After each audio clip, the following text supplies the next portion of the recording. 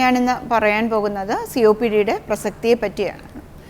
ഈ വർഷം COPD day ആയിട്ട് ആചരിക്കുന്നത് നവംബർ 20-നാണ്.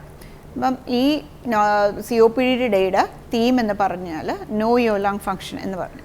അപ്പം നമ്മുടെ നാളികളുടെയും ശ്വാസകോശങ്ങളുടെയും നമുക്ക് അതിൻ്റെ പ്രവർത്തനക്ഷമത അളക്കുന്നതിനെയാണ് ലങ് ഫങ്ഷൻ എന്ന് പറയുന്നത്. അപ്പം ലങ് ഫങ്ഷൻ അതിൻ്റെ പ്രസക്തി എന്താണെന്ന് വെച്ചാൽ നമുക്ക് ഈ ഒബ്സ്ട്രക്റ്റീവ് ലങ് ഡിസീസസ് ഡയഗ്നോസ് ചെയ്യുന്നതിൽ ഉപരി നമുക്ക് ലങ്ങിൻ്റെ ലങ് ഹെൽത്ത് നമുക്ക് അസസ് ചെയ്യാവുന്ന ഒരു ടെസ്റ്റാണ് പൾമണറി ഫങ്ഷൻ ടെസ്റ്റ് അഥവാ സ്പൈറോമെട്രി എന്ന് പറയുന്ന ടെസ്റ്റ്. അപ്പോൾ ഈ ടെസ്റ്റ് നമ്മൾ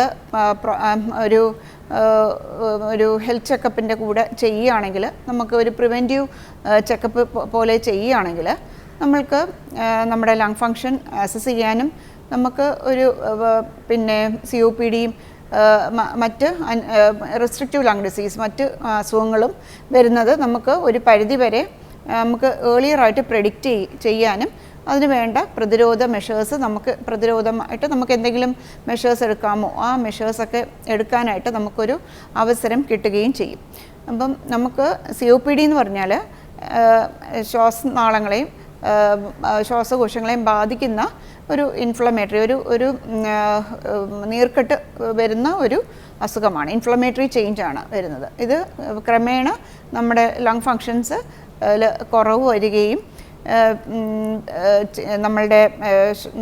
നമ്മുടെ ശ്വാസനാളികളുടെ പ്രതിരോധശേഷി കുറഞ്ഞു വരികയും കുറഞ്ഞു വരാനും ഇതുകൊണ്ട് കാരണമാകും. അപ്പോൾ നമുക്ക് COPD അതിൻ്റെ ലക്ഷണങ്ങളെന്ന് പറഞ്ഞാൽ നമുക്ക് നടക്കുമ്പോഴും തേരി കയറുമ്പോഴും നമുക്ക് ശ്വാസം തടസ്സം അനുഭവപ്പെടുക, വിട്ടുമാറാത്ത ചുമ നിൽക്കുക, പിന്നെ ഭയങ്കര നമുക്ക് ഔട്ട് ഓഫ് പ്രൊപ്പോർഷൻ ഒരു ക്ഷീണം തോന്നുക, ഇതൊക്കെയാണ് COPDയുടെ ലക്ഷണങ്ങൾ. നമുക്ക് COPD വരാനായിട്ട് നമുക്ക് കുറച്ച് റിസ്ക് ഫാക്ടേഴ്സ് ഉണ്ട്. റിസ്ക് ഫാക്ടേഴ്സും ഈ ശ്വാസതടസ്സവും ഒരു നമുക്ക് നേരത്തെ പറഞ്ഞ സ്പൈറോമെട്രി വെച്ചിട്ട് നമുക്കൊരു ഒബ്സ്ട്രക്ഷനും കൂടെ ഉണ്ടെങ്കിലേ അത് നമുക്ക് COPD ആണെന്ന് പറയാൻ പറ്റത്തുള്ളൂ. റിസ്ക് ഫാക്ടേഴ്സ് എന്ന് പറഞ്ഞാൽ ഒന്ന് സ്മോക്കിംഗ് ആണ്. വികസിത രാജ്യങ്ങളിൽ സ്മോക്കിംഗ് ആണ് one of the important risk factors for developing. Almost 80% COPD smoking മുഖാന്തരമാണ് ഉണ്ടാകുന്നത്. എന്നാൽ അണ്ടർ ഡെവലപ്ഡ് കൺട്രീസിൽ നമുക്ക് എന്ന് വെച്ചാൽ ലോ ഇൻകമ്മും മീഡിയം ഇൻകം കൺട്രീസിൽ one of the important reasons എന്ന് പറയുന്നത് നമ്മൾക്ക് പുകവലിയല്ല പറയുന്നത്, നമുക്ക് ഈ ഡൊമസ്റ്റിക് സ്മോക്ക് എക്സ്പോഷറും പൊല്യൂഷനുമാണ്. ഇൻഡസ്ട്രിയൽ നമുക്ക് അറ്റ്മോസ്ഫിയറിക് പൊല്യൂഷന്,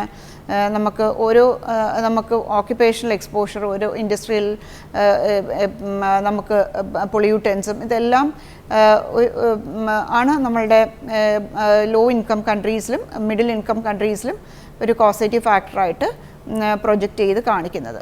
അപ്പം നമ്മൾക്ക് പ്രിവെൻഷൻ ഓഫ് COPD എന്ന് പറഞ്ഞാൽ ഈ exposure to risk factors avoid ചെയ്യലാണ്. അതിൻ്റെ കൂട്ടത്തിൽ നമുക്കിപ്പം അറ്റ്മോസ്ഫിയറിക് പൊല്യൂഷനൊക്കെ നമുക്ക് ഒരു പരിധി വരെ നമുക്കത് കറക്റ്റ് ചെയ്യാൻ പറ്റുകയുള്ളൂ. ഇപ്പം എന്ന് വെച്ചാൽ ഓരോ ഇൻഡിവിജ്വലും വിചാരിച്ചാൽ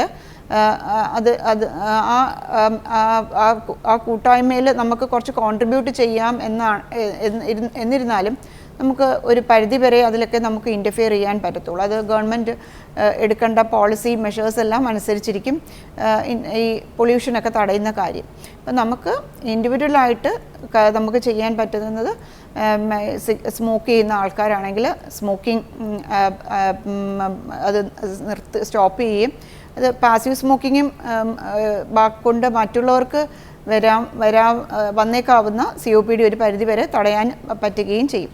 പിന്നെ അതുപോലെ സ്ത്രീകൾ ചൂളടുപ്പുകളൊക്കെ ഉപയോഗിക്കുന്ന സ്ത്രീകൾക്ക്, പിന്നെ അതുപോലെ നമുക്ക് പ്രോപ്പറായിട്ട് വെന്റിലേഷൻ ഇല്ലാത്ത കിച്ചണിൽ പാചകം ചെയ്യുന്ന അമ്മമാർക്ക് എല്ലാവർക്കും ഒരു പരിധിവരെ ഒരു പ്രായം കഴിയുമ്പോൾ COPD കണ്ടുവരുന്നുണ്ട്.